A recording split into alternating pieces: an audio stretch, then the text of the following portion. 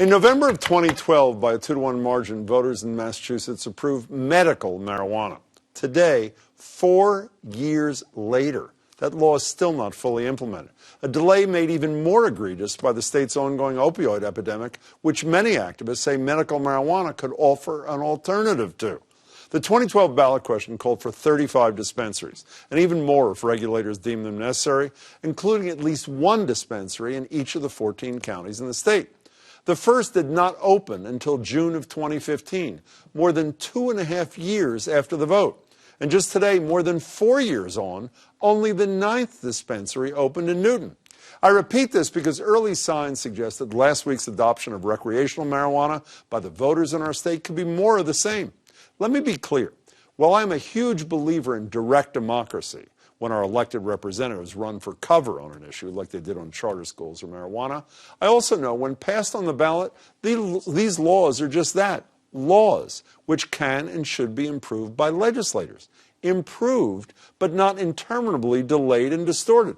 Beacon Hill once again is not prepared for implementation of this law, and the state's treasurer, Deb Goldberg, who appoints the 3 members of the Cannabis Control Commission, has already called for a delay in implementation. I believe that we will need more time. I'd like to see this done right. Okay, here are key reasons. 1, startup costs. This is beginning a new commission with absolutely no startup revenues. That's true, because constitutionally, money cannot be appropriated on the ballot. So just as the legislature approved $20 million for the startup of the Gaming Commission, it should do the same for the startup here. Next, she argues the timeline is too short. I don't think there should be rigid deadlines. I think we should take the time to do this correctly. Now, the first retail location is supposed to open in January of 2018, 14 months from now. The exact same timeline Colorado had, and they got it done. Third, the limited amount of revenue streams that seem to be coming from the actual ballot question. Now, she says the tax is too low, a max of 12%, including the current 6.25% sales tax. In other states which legalized it, like Washington and Colorado, it's 37 and 29%, and that's just the straight excise tax. So, raise it. Not so much that it encourages the black market, but enough to cover costs and fund a couple of needed things in the state, like Colorado is funding school building assistance. Even opponents, like the Speaker and Governor, appear to agree on this, so what's the holdup?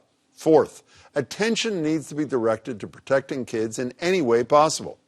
I think edibles, almost more than anything, concerned parents. I agree. The chief legislative opponent, though, told me he had a way to protect kids if the question passed. So do it. A year should be enough to figure that out, shouldn't it? In short, some modifications are appropriate. Delay because Beacon Hill chose to stick its head in the sand, again, is not. The people have spoken, and the legislature should listen to them. What do you think? Email us, tweet us, share your thoughts.